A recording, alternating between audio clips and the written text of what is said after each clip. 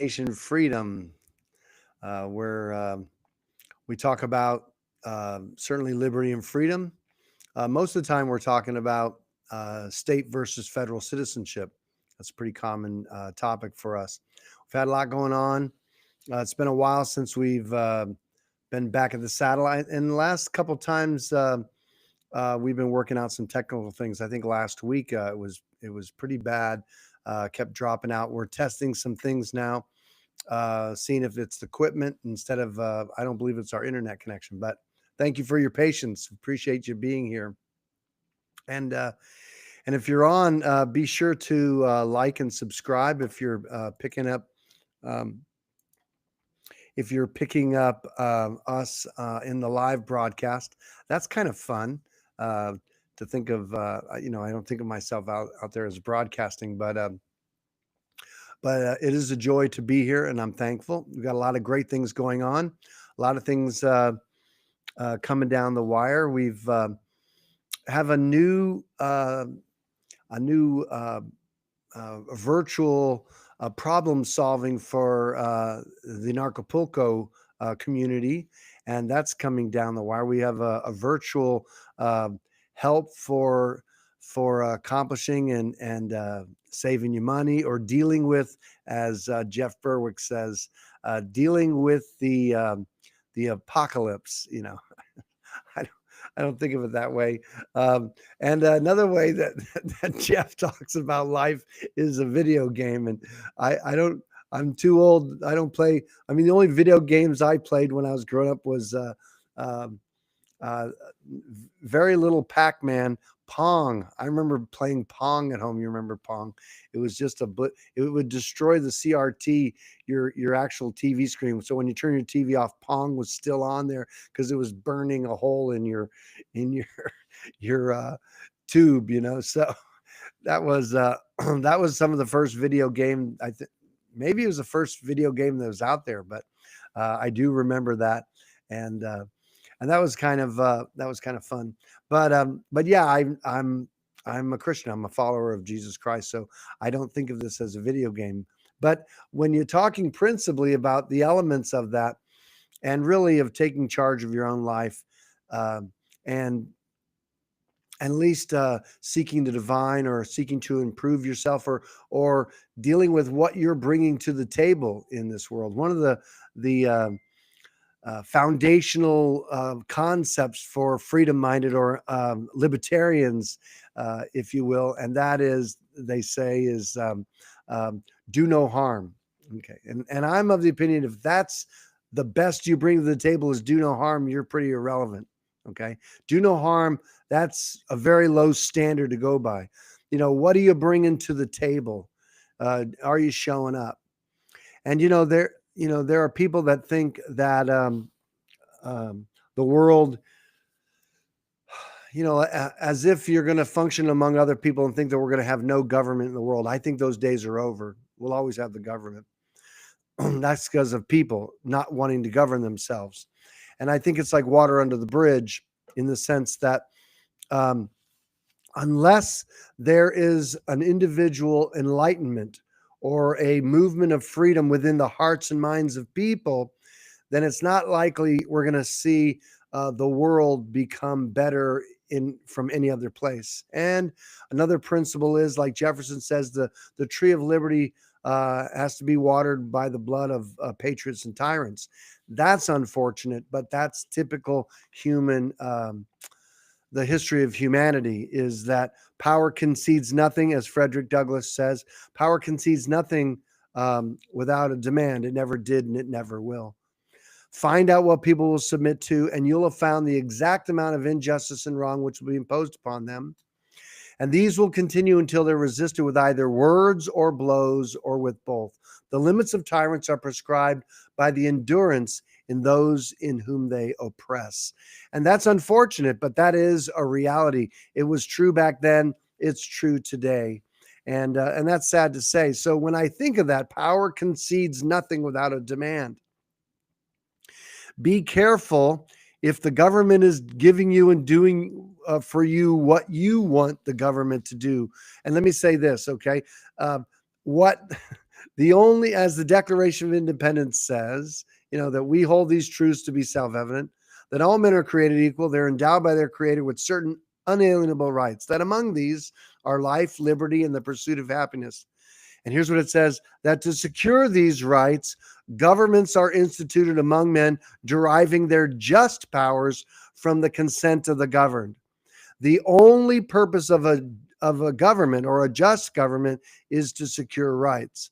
So if you find your government is doing what you want by force, which government is always by force, if it's not actually securing rights, then I'm afraid you're on the side of the growth of government and government power.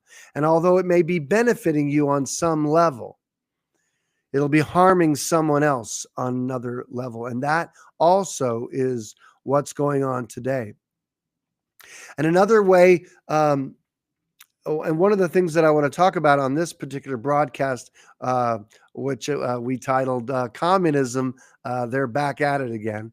And that's the way it always is. The communists are always back at it again. And communism, if you've ever studied it, I hope you have, because if you don't understand, what is being played out, then you're really not going to be knowing where your good place in the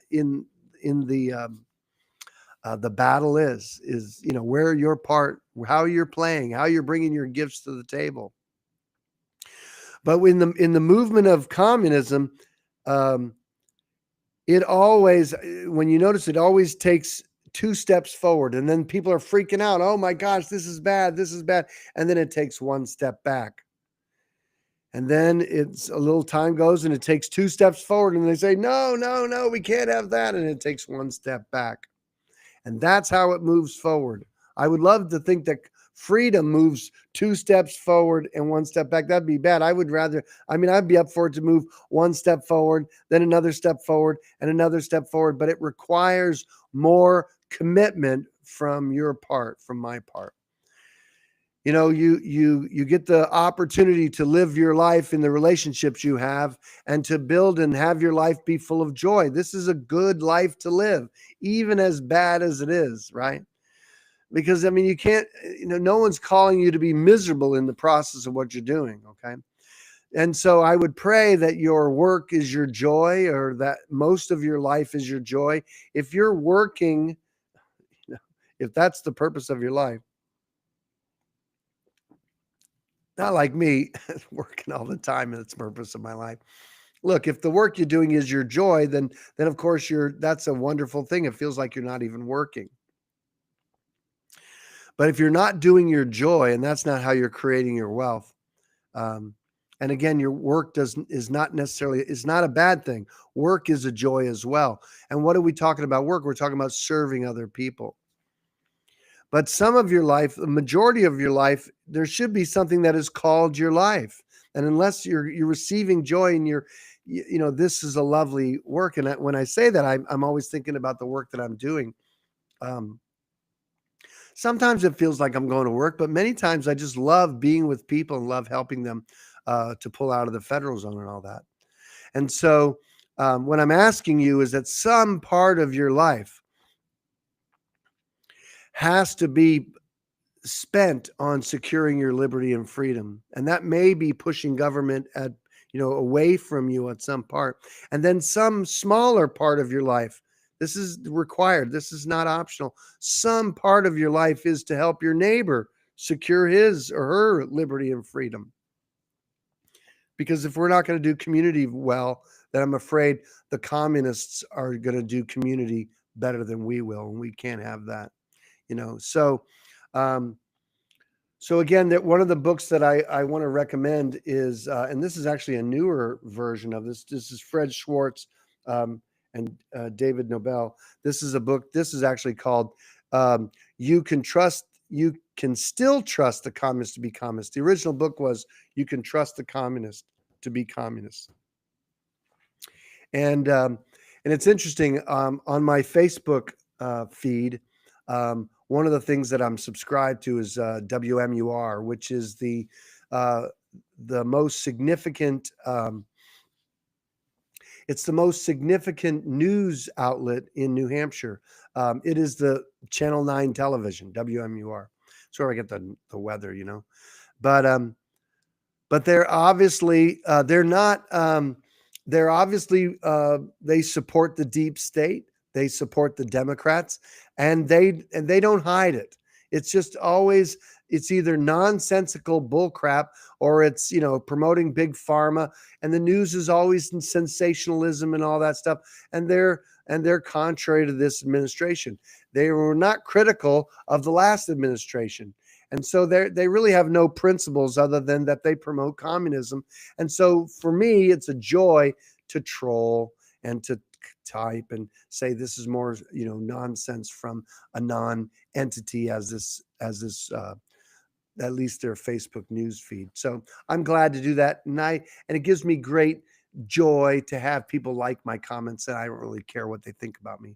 We'll see. And so when we talk about that, we talk about one of the ways that we secure liberty and freedom is take a look at what is in the First Amendment to the Constitution, which is one of the principles is a free press. You will not have a robust let me put it this way. You won't have a government at bay and serving the people if you don't have a free press. Okay.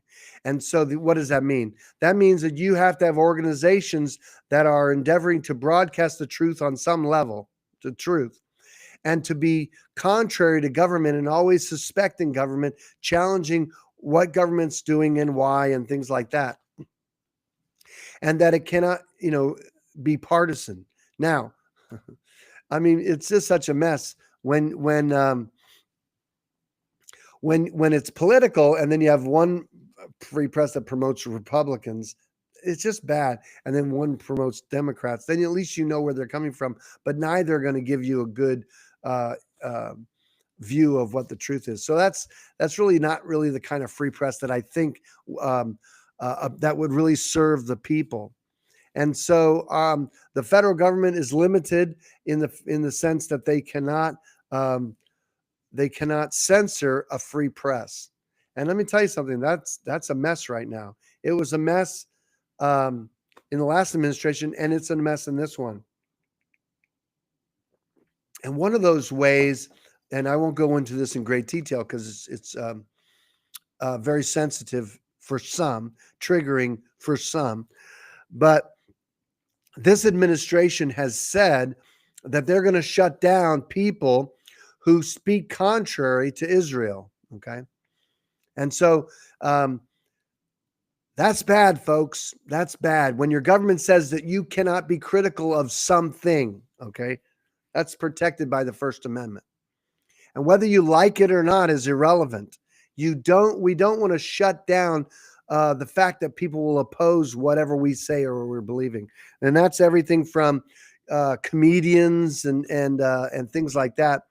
But again, even like we don't want to shut down racial comments because we want people to speak so that people can say, yes, that's stupid. If you censor them, that's not good. Your government can't. People can turn anything they want off. They can walk away. They don't have to listen to junk.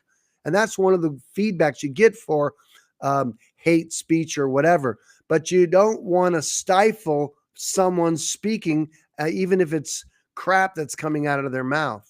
You can just walk away or turn it off. That's the power that you have. People have a right to speak. Nobody has an obligation to listen to somebody. Okay. And then the liberals came out with that adage. What was it? You may have free speech, but you don't have free access, that kind of a thing. And it's a mess. It is truly a mess. And listen, these platforms online are in a very vicarious place because if they're going to show up like a publisher, like a newspaper is, then they can be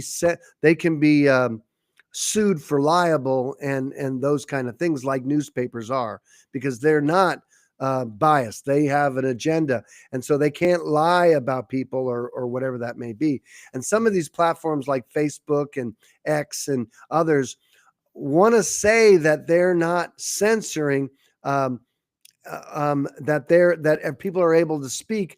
If it's a platform where people can speak, then they can't be sued for libel. But if they're censoring to make sure a certain sentiment is coming out on their platform, that is a platform that can be sued for libel. And that's an amazing thing. That's an amazing place for people to be, and they don't like it, especially when there's a liability when truth comes out. And recently, I posted on my a wonderful post on my Facebook page, my personal Facebook page. I'll probably end up putting this on the destination this page, and that is there was a gentleman who was talking straight up about the history of um, healthcare and all that stuff. And listen, in America, we don't have healthcare. We don't have a healthcare system. We have a sick care system. That's a fact. Okay, these the medical community is in money to manage sickness. They are not committed to the health of anyone. Okay, they're interested in their financial health and not American people's health. And when I think about the atrocities and the audacity of these companies to put out these poisons that are murdering people and that there's no consequences, that is disgusting and absolutely should be shut down. And people should go to jail. But the reason that they don't go to jail is because the big fat cats in Washington, D.C. love the money that they're bought from. And that's disgusting. Okay. And listen, the FDA is not your friend. Listen, anything that if you have to have labels and stuff for organic materials and Twinkies are okay to eat, this is this is an organization that doesn't care about your health. They serve big pharma. They serve the sick care service in America.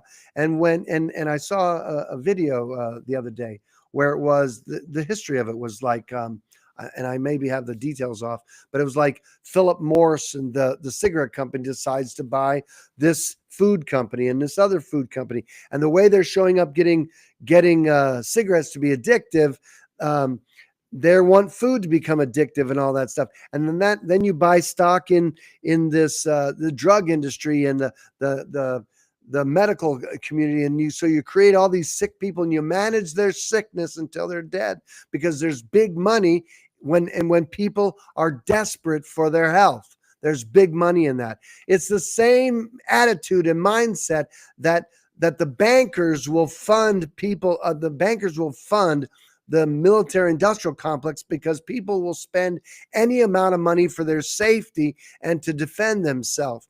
This is a bad world that we live in, and that is being funded and managed by this particular central government. And what did I just see the other day in New Hampshire?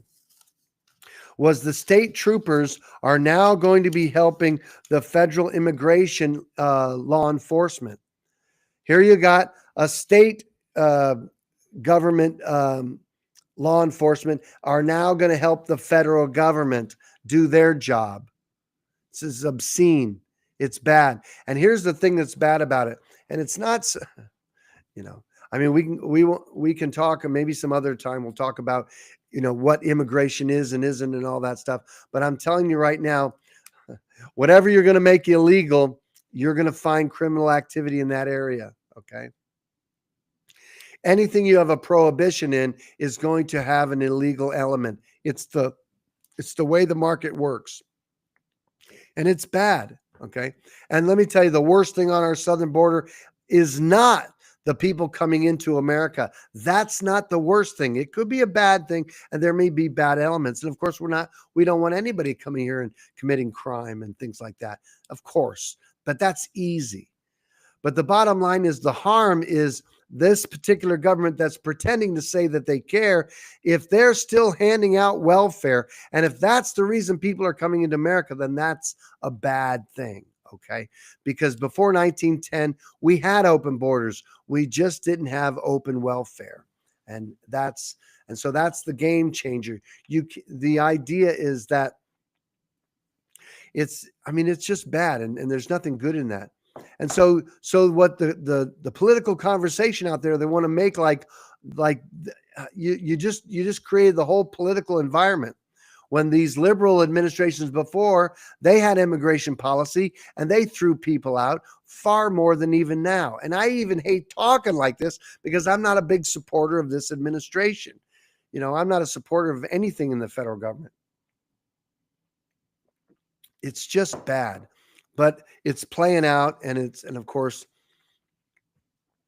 the liberals are wonderful crybabies, and that's part of what's coming out. And it's just, I would venture to say that it's just bad to take a side personally. And my side is not to expand government. That's the side, and not even for a good reason if you can even come up with it. We don't want to expand government. It's never going to be good. And here's another principle. This is a communist principle. There's another principle that is bad. And how often is it bad? It's always bad. So do we want to combine the state troopers, law enforcement, with the federal government, law enforcement? Really? How is that not going to be a standing army? It's going to be bad. And then the violation of the Fourth Amendment, or entering in illegal searches and entering in searches without warrants, that's on the rise with respect to this immigration crap. And the bad part about it is, and this is the way governments work, is that they will find a very common bad guy, or the straw man on some level, which is the illegal alien. He's the bad guy. Everybody can get around. That's the bad guy. But then government grows, and then the next step is you're the bad guy. That is always the way it works. And that's why if you're on the side cheering on government, you might check yourself and say, oh my God, this is going to bite me in the ass later on. Unfortunately, that is a reality and a truth about that. Another thing I saw in the news was in New Hampshire, the state reps they're passing a bill to increase the penalties on child traffickers. Wow, that's just tremendous. You mean our penalties on child trafficking weren't enough already? And it's not like who could be against that? Nobody's against that. How about passing a bill to find out who the frick was on Epstein's list? And they got Maxwell in New Hampshire. They incarcerated her. The FBI, Human Trafficking Central, FBI, they shut that shit down. They were going to prosecute Epstein in Florida, and the FBI came in. They did a deal, and they settled for Epstein. And listen, look up the Netflix show on Epstein, Filthy Rich, I think is what it's called. I dare you to watch it, because I'll tell you one thing: it's disgusting that this central government, this federal central government, that FBI are human traffickers, because they plea bargained with him, and here's what they delivered. They plea bargained, and they gave amnesty to the known conspirators and the unknown. Who the fuck are the unknown conspirators? What the fuck is that all about? Holy crap tards. And you think we could get our legislature to say, hey, let's take a look at the big fat list? That never came. And of course, this administration, we're going to bring this to light. It's not going to be brought to light. Now, why is that? Well, because Epstein's a big Zionist. And so Epstein was part of Mossad, who tracks everything in Washington, D.C., and Israel, their government. They have somebody on every single representative, and they are facilitating. Not only are they getting billions of dollars, and we're strengthening their military in the Middle East. Not only is that happening, but they have crap on, and this is why that government, Israeli government, is big into human trafficking. Why? Because that's how you blackmail people in DC to do and support what your government does. It's a brilliant military operation, and Epstein was part of that. He was the one that was getting all these politicians and these heads of state to compromise so they can be controlled. This is a fact and a reality. Is our legislature in New Hampshire going to go after that? No, we're going to still support the Israeli government. And here's another thing, another psyop, whatever it is. And if I don't support the Israeli government, and I don't support the Israeli government like I don't support my own government, I got no favorites in the game. But the thing about it is so what does that mean? I support Palestine. Listen, I don't support anything in the Middle East. It's stinky because I don't support the Jewish religion and all that stuff. I don't support the Muslim faith. And it's interestingly enough is that Christian, Muslim, and the Jewish faith allegedly all center around the same biblical character of Abraham. How, so we're definitely connected on some level, but this is disgusting. And it's not so much what we could debate or disagree with or agree with respect to biblically, or how we're going to walk with God, how we're going to walk in love towards others, or whatever it is. But when you take those beliefs and you add government, which is force, that's when you're going to have a breakdown, regardless. And this is why the unbelievers, or I should say the atheists, they don't want to have anything to do with this crap, because religion is probably the number one thing that funnels or empowers the military-industrial complex. And I have a word out there for my Christian brother. My Christian brother and sister, if you as a Christian have stock in the military-industrial complex, you're not a follower of Christ. Sorry, not a follower of Christ, profiting from the military-industrial complex. Listen, I don't have any problem, and there's no biblical problem with you yourself being armed to the teeth to protect yourself and to secure your liberty. I don't have a problem with that. But when you're empowering governments and they are invading countries, murdering people and killing people and doing all those things, I'm sorry. Murder is for hire, and the bankers fund that stuff. It is a stinking mess in the world. And this is the advancement of communism. I remember back in the 70s that we heard or there was a formula of how the communists would take over America.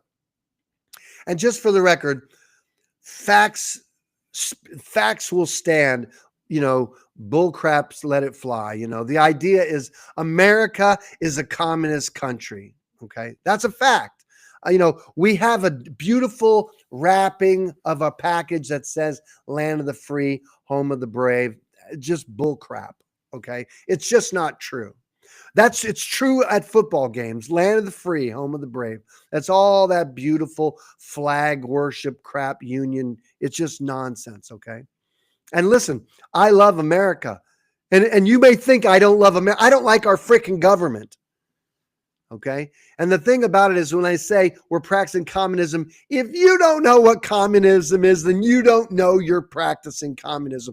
And let's say this, if you're an American and you've never read the US Constitution, you don't have a favorite part, and reading it is one thing. Maybe you have read it. If you don't understand it, if you don't hold your elected officials to that standard, if you don't know who your elected official is, if you vote and you don't know the name of your selectman in your town, then you're a disgrace. If you don't know the name of people you voted for, if you've never met them and you've never tried to meet them, what are you doing? These are people that are saying they represent you, and yet you don't care how or what they're representing you. Getting back to the Constitution, if you've never read your state constitution, if you don't know what your government's limitations are, then what kind of an American are you? One of the things that was known in history, at least at the founding of our country, America. Here it is. I'm the same way. America's not a country; it's a confederation of states. I was telling that to someone the other day. I said, "This is so stinking ingrained in us. We still use these terms, and they're just not true. It's pure federalism." But they noticed about Americans that they were some of the smartest people on the planet with respect to keeping their government at bay. Those days are over. That's just sad. And I have a lovely there's a lovely woman in New Hampshire who I'm not going to say her name, but she's going to run. She wants to run for Congress. And she's running. She's running for office. She's got her campaign going. I'm going to talk her out of it. I'm going to do my best. Okay. I want her to run for something. I want her to run for governor in New Hampshire, because I believe if she runs for Congress, she will be useless, because she will either be killed, she'll be converted to support the deep state or support government in some way, or she'll be irrelevant. Not really sure. But I'd hate for any of those things to happen, because she's a wonderful woman. I'd rather her stay in New Hampshire and kick the feds out of New Hampshire. Help us here. And that's what I'm going to try to talk her into. I've already talked to one rep from not running for Congress. I want him to say, secure New Hampshire, kick the feds out of New Hampshire. Do that. And we won't need to participate in federal things. To the degree that the states say separate, free, and independent, the freer we'll be. The more federalized we are, and of course, the money pouring in is the worst part of it all. Here's a promise that I'm going to make, because I'm going to figure out, because I remember talking about this. I called our particular executive council member in New Hampshire, in my area. His name is Joe Kenny. Anyway, I asked him about how much of our budget is balanced, receiving funds from the federal government. And I don't recall what he said, and he didn't know, but he said something. It was either going to be 40 or 60% of the budget was money given to the federal government. Here's the facts. If that's true, that means the federal government has purchased New Hampshire, at least the majority of its budget. That's disgusting. So here's my promise. I'm going to find out exactly how many dollars. Now I'm going to be in Concord on Friday. I'm going to go into the governor's office and see if I can get that question answered. I will do that on Friday. Okay, so that'll be exciting. So that's cool. I'm going to get that question answered, because I've talked about that a number of times, and I want that specific number. I wonder if I have. I'll also call my state rep. All right, that's cool. That's awesome. And my state rep is his last name's Testerman, and I've met him before, and it's great. I ran for state rep one time and didn't win the primary. And that's when I found out that my town wanted me to be their state rep. So I had won in my town. And so that after that, I became a selectman in my town, because I wanted to get to know my town, to know the people that were there. That was a wonderful experience. So again, I'm talking about these things, and you have to be involved with these things in your local area. It's really important. What's another thing? Just a couple more things here, and I'll get into your questions. And one of the things that comes up all the time is about raising the minimum wage. And I think I had a meme one time. It's like from It's a Wonderful Life, the little girl sitting in Jimmy Stewart's arms, and there's a bell that rings on the Christmas tree. It's like ding ding, and says, "Daddy, every time they raise the minimum wage, a machine gets its job." That's great. And you can see every time that is exactly where it goes. They keep raising minimum wage, and that's bad. Listen, just want to tell you a little bit about minimum wage. And listen, this is how you fund the rich, is by raising the minimum wage, folks. Raising the minimum wage does not help the poor, just so you know. And let me tell you what minimum wage is for. Minimum wage are for 16-year-olds living at home, okay? Minimum wage is not a living wage. If you're an adult, what does that mean? From 16 to 18, if you're making minimum wage and you're 18, you're useless. Understand? Useless. You're not worth it. Because if in the 2 years you haven't improved on your skills to be above minimum wage, you're useless. Okay? Is that sad? Oh, I can't find. Oh, and don't give me this crap. There's no jobs. Are you kidding me? What a crock. It's just not true. There's massive people. They're understaffed. Restaurants, retail, And listen, if you'll bring any kind of excellence to the table, I always show up. I have a great attitude, whatever. If you'll raise your standards and just be enthusiastic, I'm telling you, there are hundreds of jobs people will hire you. Okay.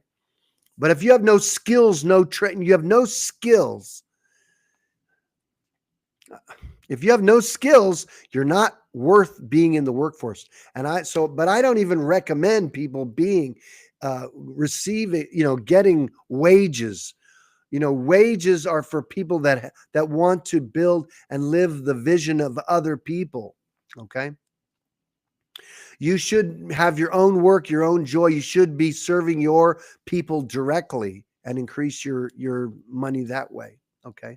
And listen, there's nothing wrong with contracting from other people where but employment is really for people who want to build other people's dreams. Okay. And I hate to say that, and to demonize that, but I'm just saying, because many times, when you're employed, you feel like you're trapped, and it may be not that way for everybody. I'm sure it's not that way. Maybe some people really love their job, and that's fine. Okay. But these days, I'm telling you, the price of everything's going up, and it just can't keep going up. People can't keep paying more and think that there's more there. And you know what you can thank? You can thank the central bankers for that. This is what it looks like in a banking collapse. So yeah, that was about minimum wage. And then what was it? I think that was the points that I wanted to make about communism. Anyway, the formula for communism that I was saying back in the 70s was external encirclement. That means that there would be communist countries all around you. Okay. Communism would be taking ground in different places, plus internal demoralization. What does that mean? That means that people's moral standards would be coming down in America, or they would be coming down in your country. And so people will be looking for their government to bring up the moral standards. That's tyranny, my friends. That an enlightenment would bring up the moral standards. And so that's a number one place that we can bring peace and deliverance and wonderfulness into America, is by raising moral standards, not by law, but by the hearts and minds of people. Don't steal, don't lie, those kinds of things. That would be a lovely thing. And so external encirclement plus internal demoralization and thermonuclear blackmail. Always that military element that we're got to be afraid. Fear is another way that the communism always advances. And their conversation is always about class struggle. When you read the Communist Manifesto, you see it's the proletariat versus the bourgeoisie, and that all that is the capitalists, those that own the means of production, and the labor, and they just exploit that relationship, when really that capital and people willing to work is actually a beautiful marriage and can really develop into a beautiful company when they realize both have value. But what happens is when there's envy and when those that are the workers are envying those that have capital, now you have a breakdown in that relationship, and the communists exploit that. And the way they do it is they take the people and they get the people to this is what the government does. It gets the people to steal the capital from people, and the poor don't get the capital. They're promised benefits from the government, and the government takes possession of the capital or the property. And this is to understand this concept is to understand communism. What you see in America today is they despise the rich. Okay. And that's not healthy, my friends. If you hate wealth, or you hate those that have wealth, you will never truly be wealthy, because you'll never move towards what you hate. Okay. And let me tell you, it's the love of money that's the root of all evil. It's not money. Okay. There are some of the most beautiful people have wealth, and they can be philanthropists, and they can care for people. And America is one of the most giving and gracious unions in the world, as when I say that, as America, right? So anyway, it can be beautiful, but if you don't understand how our government has adopted all 10 planks of the Communist Manifesto, then you may think America is living by its constitution, if you will. And some of the things that we talk about in Destination Freedom is that we will show you how the federal government has moved its jurisdiction in District of Columbia into the states by way of regulating the citizens and regulating federal things by handing out money. And they've handed out the printed dollar, and that's how they get into controlling states in their driver's license. Even like the Real ID is another centralizing of power by the federal government. We don't want the federal government in the states. Do you understand? We have to keep it in DC. It's just disgusting. We don't want centralized government. So anyway, I wanted to share a little bit about how the communists are back at it again, or still at it. So I want to get into some of these questions that are in there. They say here, it looks like it's Cynthia. Cynthia, thanks for being on. Says she really appreciate and love listening to my wisdom. Aren't you kind? And so glad you're the one of my favorite teachers. I'm so sweet. I'm happy, excited. The federal government, via your guidance years ago, your knowledge is immense. Thanks so much. I think I may know who you are. Okay, I'm sure. But anyway, thanks for being on, Cynthia. And you're too kind as well. It's a joy to be with you. It's Jed's back. That's cool. I have seen him on here. Aren't wages federal earnings? Well, many times wages are federal. It's not so much that they're when we're talking about wages, you're really talking about like Jim Rohn says, profits are better than wages. And so wages are when you're selling your time by the hour or whatever it is. And most employees are employed and they fill out W-4 forms and they have federal income taxes because they're filling out, they're receiving those wages as being a federal citizen. But and they're even though they're not receiving money from the District of Columbia, on paper they are, and that's why they have a tax liability, is because of that. But not just because of, I mean, they call it wages, but it's not because of what they're calling it is why it's federal. They're literally filling out forms, making it federal in that way. Says AI will separate the wheat from the chaff. No, will AI will? Yeah, I wonder who's going to be the wheat and who's going to be the chaff, right? Federal workers are employed. Nope. Listen, if you're employed, you're employed. And usually if you're employed, then you're in the federal zone on some level, because if you're filling out a W-4 form, then yes, that's federal in that way. But, and yes, of course, if you're employed by the federal government, then of course you're a federal worker. But you don't have to, I mean, there's actually what's on paper, and then there's what people are making up about it. And so it's not that everybody's employed by the federal government, but these corporations get tax ID numbers, so they're governmental in nature. So on some level, yeah, that could be like that, but they're not looking at it that way. Let's see. Two of the most abused words since 2001: freedom and terrorism. Yeah, that's profound. Yeah, definitely. I hear George Jr. I hear him use that word terror, like an idiot, like the lunatic, like the terrorist he is. Yeah, these people are any administration that has bombed and murdered people. Is no one going to pay the price for the murder of the people in Iraq? Thinking they were going after weapons of mass destruction, and of course, Halliburton, they were going to rebuild it, and that's big dollars. But you know who pays for that? American taxpayers. And really not even that, because the majority of our budget is paid for by borrowing more money from the central government. Listen, the dollar is the shit currency of the planet, okay?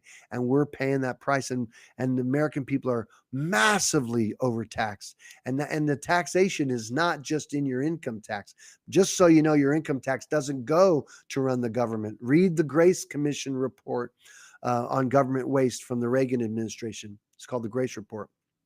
It says not one nickel of the income tax goes to run the government, but it goes to interest payments and transfer payments on the debt. So you're not funding anything in government. You're funding the central bankers. And if you're happy to, and listen, this is like you're saying, oh, I love central bankers, I want to give them money. It's involuntary servitude because you're doing it because you're being compelled to do it. But the thing about it is, it's not really that. That's the way it presents itself, because you see, there is a choice for you. And your choice is to change the citizenship that you're claiming. You're claiming to be a federal 14th Amendment citizen, creating your tax liability. You're a citizen of the District of Columbia, and of course, they tax and regulate your labor because there's a privilege to being in the federal zone. But if you give that up, and we help people with that process at DestinationFreedom.org, and we'll help you with changing that with the State Department from being a federal citizen to being a state citizen that has no income tax liability. And if you don't have a federal income tax liability, you won't have a state income tax liability either. And so that's the beautiful thing. You can immediately embark on that journey. Now, and if you're young, then why waste any moments funding these central bankers and the war machine and all the crap that's coming out of DC? You can pull out of that. You can unplug from that matrix. You can at least be receiving 100% of your of what you work, your time that you're giving and being paid for it. So that's part of it out there. So yeah. So let's see. We got some other things. The third is for your safety. Yeah, Jed, you're spot on. People will give up freedom for safety. It's true. And then they'll be given neither. Anytime your government wants to make you safe, you're going to be giving up freedom. Okay. Because first of all, they're not going to keep you safe. And another thing is they can't. Because listen, if they can't keep people in prison safe, do you think they're going to keep you safe? And if they are going to keep you safe, then they're going to regulate you. How safe is our food? How safe is our food? They're protecting us there, right? How healthy are American people since the inception of the World Health Organization? How healthy are American peoples? We're not healthier. How educated are people when they created the NEA and the National Educational Association? How smart are people today? They're not smart. Everything the federal government puts, like my father says, everything they put their hand to turns to shit. Listen, since the federal government's come around, we've lost freedoms all over the place. And certainly since in this last century, since FDR, since the central bankers have come in, since FDR created all those numbered things in the federal government, we are worse off than we've ever been. If you say make America great again, when was it that you think America was great? At least have an idea. And I'll tell you where I think America was at their greatest. When they signed the Declaration of Independence and we won against Great Britain and right before when we had the Articles of Confederation and right before we created the central government, the Constitution, we were at our best right there. And the moment we created the central government, down the shitter. That's where we went. Yeah. Because listen, we gave the federal government too much power. And I'm of the opinion, here's an audacity. Listen to this. I'm of the opinion that the federal government, even now, is actually upholding the Constitution in everything. I believe that. Why?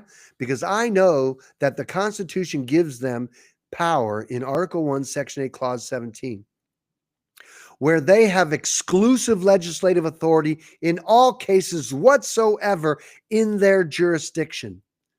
That's power we gave them. We should have never given them that. We should require that they uphold the Constitution everywhere. But in their jurisdiction, they can just come up with laws, rules, and statutes and codes in that jurisdiction. They don't have to submit to the Constitution like they have to do in the states and with state citizens. Okay. That's what's actually going on. And you want to have a conversation like as if they're not upholding the Constitution. Anybody, I mean, you have to understand federal jurisdiction to understand that they are. Because listen, the political play that's playing out is whatever they want to advance forward. Both of those parties, the Democrats and Republicans, both know what the Constitution says. I don't know that they understand it, but they know what it says. And so whenever they want to advance their thing, it's always constitutional. Whatever they want to, and whenever their opposition is doing something, they're going to find some way of saying they're not upholding the Constitution. They're always saying that.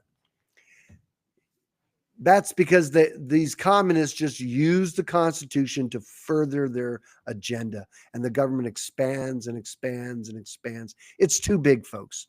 It's too big. I would require the federal government to give up all the territories. But you know why we have federal territories? Because they're military operations, they're military bases, and we have that for the war machine. Listen, it's a crock of crap. How do I know it? Because listen, we're going after Greenland, or we're going to go after some shit. If we haven't taken Cuba, it's a crock of shit, folks. Cuba's off our Florida border. That's communist still? Really? Really? We're going to invade Iran or Iraq and looking to invade Iran. We haven't taken Cuba yet? What's wrong with Cuba? I mean, Cuba should be a destination Americans go to, but you know why? When I'm making up about why we don't take Cuba, because Guantanamo Bay is where we commit a lot of criminal acts, and we really don't want Americans walking around that place taking a look at it. Because there's criminal activity going. Usually if things are classified as criminal. Sad. If we were righteous, that would be one thing, but it's sad. But that's the way it is here in the land in the USA. So, all right. So let me see. There's some other, other than that, I don't have too many. Says Supreme. This is the Supreme Court has also ruled in several occasions that they don't have a duty or obligation to protect in public. That's absolutely true. It's well established that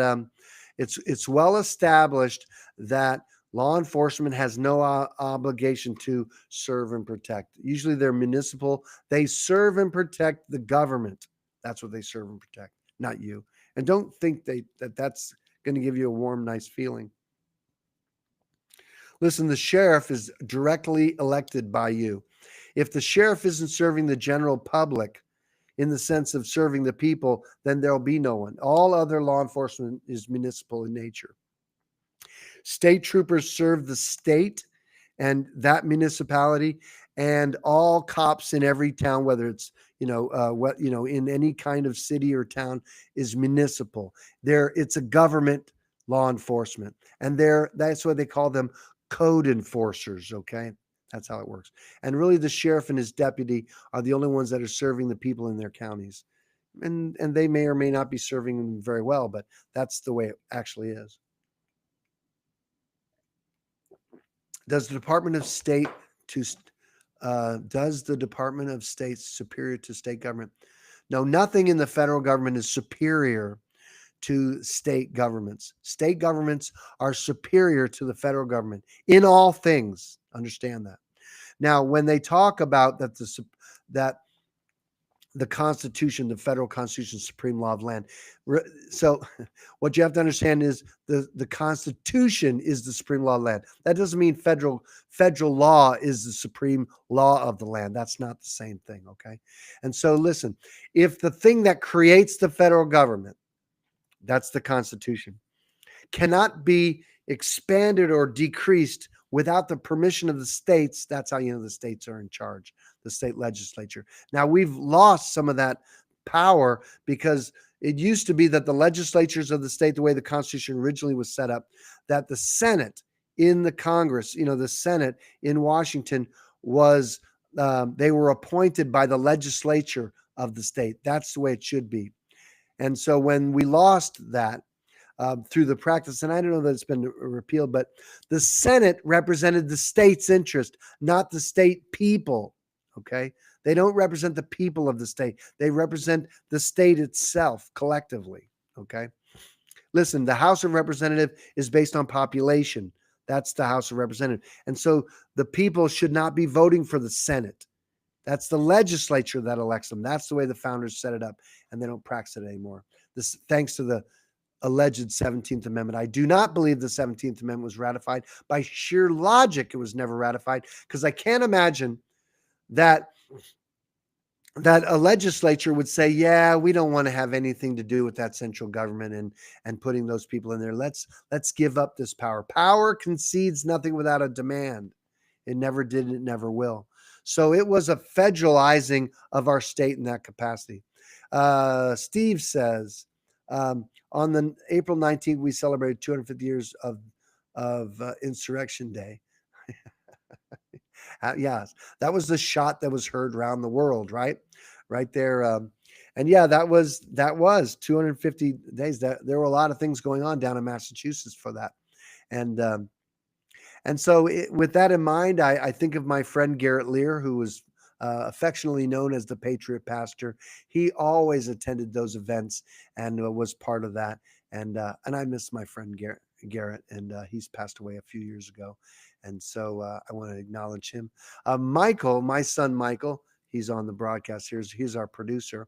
He and I, we have in our family on my mother's side, we're related to Ulysses S. Grant, and I think through him or through some of that lineage, it looks like we're related to Ben Franklin in that regard. Of course, probably everyone's related to Ben Franklin. He was very prolific. But anyway, so but we are, we want to do some of that Revolutionary War reenactment stuff. We think we'll find that a lot of fun, especially with the work that we do. And then James says, so why do we have to get approval from Mark Rubio, the State Department, to change citizenship if they're federal program? No, we don't have to get any approval from Mark Rubio. If you're referring to doing a FOIA request, Mark Rubio, if he's the Secretary of State, he signs the certifications that can be used in court, but it's not his permission. He's being compelled to sign it because we were buying a certification, a FOIA request that's certified for legal purposes. So he's signing off on the certification, but not the process.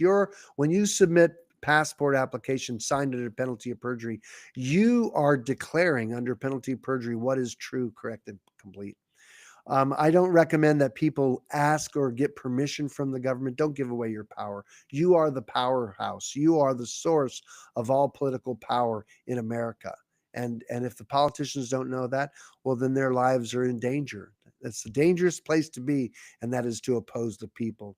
And we have a lot of government people that are not afraid of violating people. Those people's lives are in danger. Sad to say, they just are. This is why governments want to lock things down, is because evil men are afraid that there's going to be consequences to their behavior, and there is. And so that's sad. And by the way, you talked about Happy Insurrection Day, thinking of that. And January 6th, I'm not a Trump supporter. I'm not against Trump, but I'm not a supporter of him. I've never voted for him. I've never voted for the other guy either. I stopped voting for things in the federal zone because I didn't support the federal zone. Yeah, it's not like if America's going to do an insurrection, I promise you there'll be dead people, and not dead people. It'll be dead government people. That's just what happens when there's a righteous insurrection. And that didn't happen on January 6th. Okay. You can't have America be as armed to the teeth it is, and then their government allege that there was an insurrection. And that you have no dead government people. That's not the way it's going to look, folks. I just want you to know. And so Americans are some of the most peaceful people, maybe to a fault, okay? Because, there are people that I know who've said, Hey, listen, don't you think people should have been shot already? Yeah, I think that's what the founders would have done. That's why they wrote a Second Amendment to keep government at bay. How are we doing with doing upholding that? It's not happening. Okay. It's just not. We're distracted by what we call uh, we're distracted by bread and circuses. We are.